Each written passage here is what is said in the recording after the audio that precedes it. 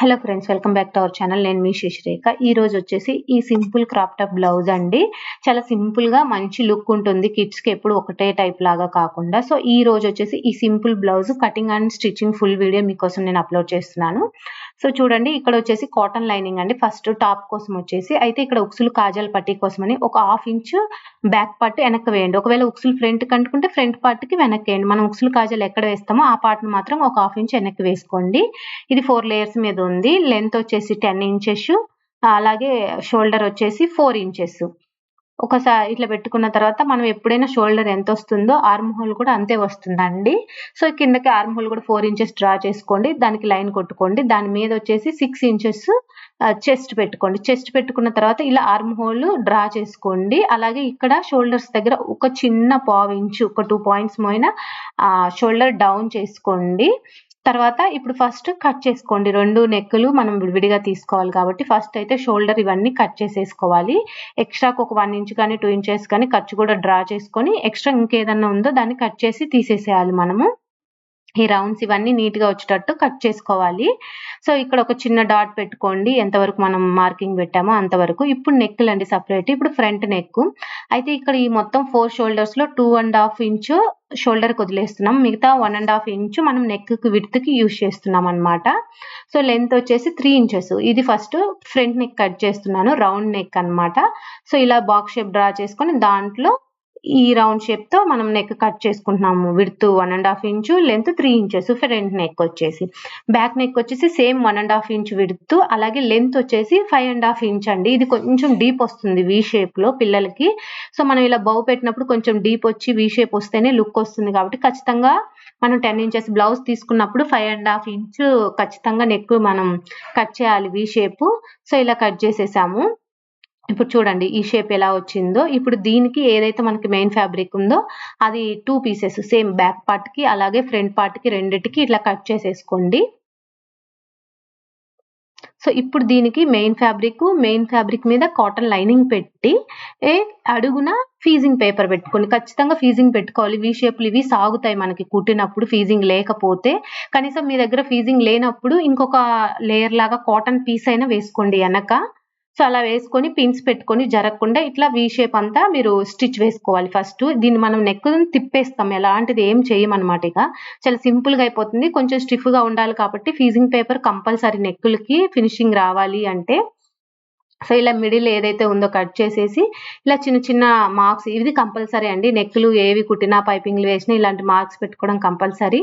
అలాగే వెనకున్న ఈ ఫీజింగ్ పేపర్ ని ఎక్స్ట్రా మొత్తం తీసేసి తర్వాత లైనింగ్ ని ముందు నుంచి వెనక్కి ఇలా రివర్స్ ఫోల్డ్ చేసి ఈ లైన్ నీట్ గా ఇట్లా ఫోల్డ్ చేసుకోవాలి. అంటే మనకి మెయిన్ ఫ్యాబ్రిక్ కానీ లేదంటే లైనింగ్ కానీ ఏది ఒకటికి బయటికి కనపడకుండా 2 ఈక్వల్ గా లాక్కొని స్టిచ్ వేసుకోవాలన్నమాట. మనం నెక్లు వేసుకునేటప్పుడు ఏ నెక్ అయినా, ఎందుకంటే కొంచెం లైనింగ్ బయటకు వచ్చిన ఫినిషింగ్ బాగోదు, మెయిన్ ఫ్యాబ్రిక్ ముందుకెళ్ళినా నెక్ షేప్ అవుట్ అవుతుంది. కాబట్టి 2 ఈక్వల్ గా అనుకుంటూ మనం వేసుకోవాలి. ఫీజింగ్ పేపర్ వేసాం కాబట్టి కొంచెం నీట్ గానే వస్తుంది అనమాట. అదే ఫీజింగ్ పేపర్ లేకపోతే మాత్రం నెక్ కంప్లీట్ గా సాగిపోతుంది. సో అది గుర్తు పెట్టుకోండి పాయింట్.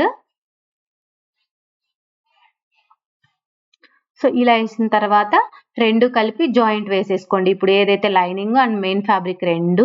సో ఇక్కడ మనం ఎలాంటి నెక్ డిజైన్స్ అంటే హెవీ ఏం లేదు, చాలా సింపుల్ అన్నమాట. ఇలాంటివి కొత్తగా నేర్చుకునే వాళ్ళు ఇలాంటి సింపుల్ వాటితో ట్రై చేయండి. చాలా ఈజీగా వస్తుంది మీకు స్టిచ్చింగ్. మీలో కాన్ఫిడెన్స్ కూడా పెరుగుతుంది అనమాట. మనం కూడా కుట్టగలం ఇలాంటి డిజైన్స్ అనేసి. సో ఇలా జాయిన్ చేసేసుకొని ఎక్స్ట్రా ఉన్న ఫ్యాబ్రిక్ అంతా కట్ చేసి తీసేసుకోండి. ఇప్పుడు దీన్ని ఇట్లా మిడిల్ కి ఫోల్డ్ చేసుకొని అన్ని ఎడ్జెస్ కరెక్ట్ గా చూసుకొని ఇట్లా మిడిల్ కి కట్ చేయాలి. ఇక్కడ మనం ఏదైతే ఎక్స్ట్రా ఒక 1/2 ఇంచ్ వదిలాం చూడండి, ఉక్సులు కాజాల పట్టి అన్నమాట. సో అలాగే ఇక్కడ ఫస్ట్ ఒకదానికి వచ్చేసి కాజాల పట్టి ఫస్ట్ అడుగు వైపున ఫ్యాబ్రిక్ పెట్టినాం అనమాట. పీస్ పెట్టి జాయిన్ చేస్తున్నాం. దాన్ని ఇలా ఫోల్డ్ చేసుకొని పైకి ఇలా ఫోల్డ్ చేసి ఒక స్టిచ్ వేసుకుంటాం ఇట్లా మీదకి. మనం ఉక్సులు పట్టీని ఎప్పుడైనా అడుగు వైపున పెట్టి జాయిన్ చేసి పైకి ఫోల్డ్ చేసుకొని స్టిచ్ వేసుకుంటాము. సో ఇక్కడ కూడా అంతే. కొంతమంది కన్ఫ్యూజ్ అవుతుంటారు అనమాట, ఉక్సులు పట్టికి కాజాల పట్టికి ఎలా వేసుకోవాలని. కాజాల పట్టి బండ గుర్తులాగా పెట్టుకోవాలి. మనం అడుగు వైపున పెట్టి పై వైపుకి మనం వేసుకోవాల్సి ఉంటుంది. సో ఇలా ఎక్స్ట్రా ఇంకొక స్టిచ్ దాని అమ్మటే వేయాలి. సో ఇలానే మనం ఉక్సులు పట్టి. ఇప్పుడు ఉక్సులు పట్టీని వచ్చేసి మనం పైన దీనికైతే లైనింగ్ పీస్ సరిపోతుందండి. మెయిన్ ఫ్యాబ్రిక్ కూడా అటాచ్ అవసరం లేదు. లైనింగ్ పీస్‌ని పైన పెట్టేసి ఎడ్జ్‌ను ఏమన్నా ఉంటే మనం ఫినిషింగ్ అయిపోయి ఉంటే ఫోల్డ్ చేసుకోవాలి. నెక్ ఒకవేళ కుట్టు లేకపోతే ఫోల్డ్ చేసుకోని అవసరం లేదు. సో, ఇలా పెట్టుకొని దాన్ని ఇట్లా బయట వైపుకి ఇట్లా టర్న్ చేసి మీద ఒక స్టిచ్ వేసుకోవాలి. ఏదైతే మనం స్టిచ్ వేసినామో అక్కడ దాకా ఏదైతే లైనింగ్ పీస్ మొత్తాన్ని మనం ఫోల్డ్ చేయాల్సి ఉంటుంది లోపల వైపుకి.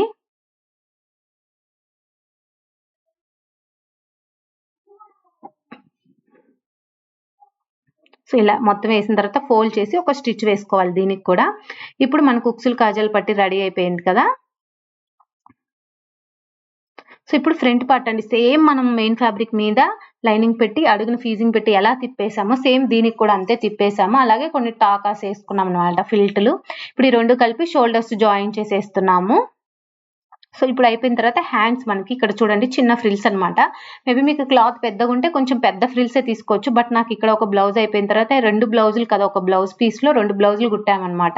సో, అందుకని సరిపోలేదు. సో, నేను అందుకని చిన్నవి తీసుకున్నాను. ఒకవేళ కొంచెం పెద్దవి కావాలంటే పెద్దవి తీసుకోవచ్చు. ఇక్కడ హ్యాండ్ విడ్త్ వచ్చేసి 12 ఇంచెస్ చెప్పాను కదా! ఫ్యాబ్రిక్ లేదు. ఉంటే ఇంకొంచెం ఎక్కువ విడ్త్ తీసుకోవచ్చు. లెంత్ కూడా ఒక 1 ఇంచ్, 2 ఇంచ్ పెంచుకోవచ్చన్నమాట. సో, హ్యాండ్ లెంత్ 3 ఇంచెసే మిగిలింది నాకు క్లాత్ 2 హ్యాండ్స్‌కి రావాలి కాబట్టి నేను ఉన్నదాన్నే ఫ్రిల్స్‌గా అడ్జస్ట్ చేసి కుట్టుకుంటున్నానన్నమాట.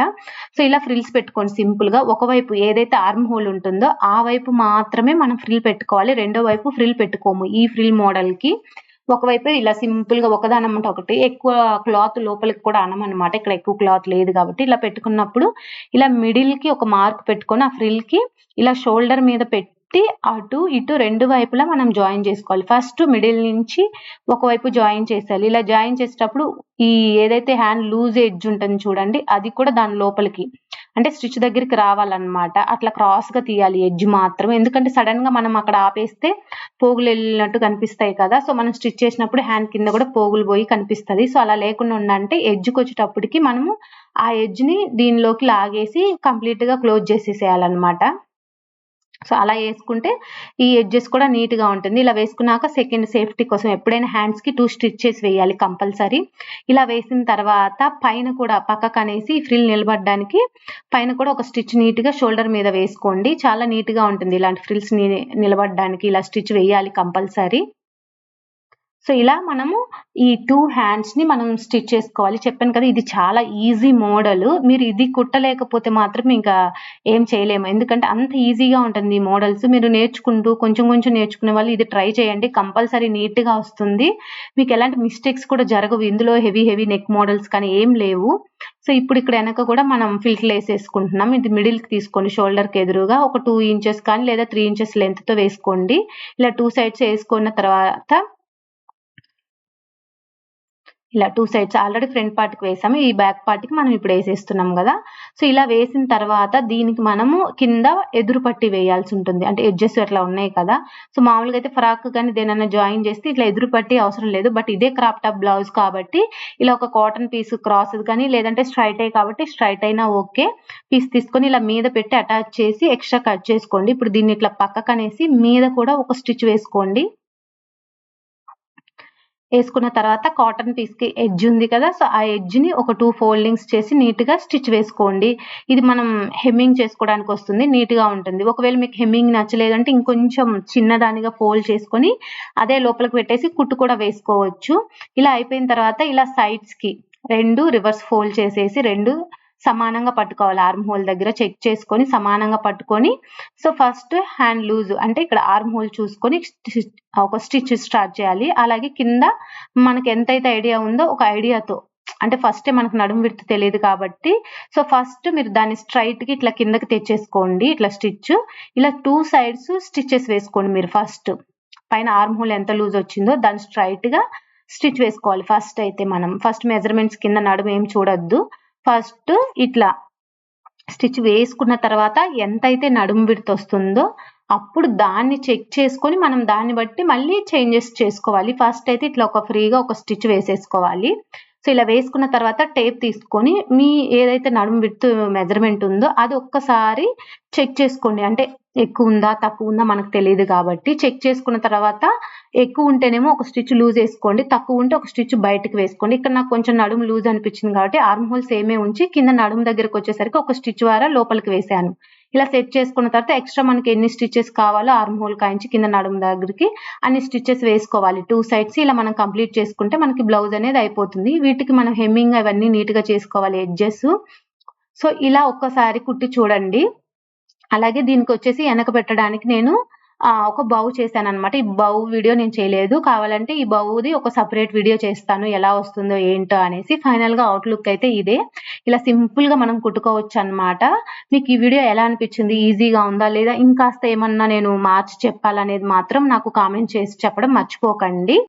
మీకు ఈ వీడియో నచ్చిందనుకుంటున్నాను.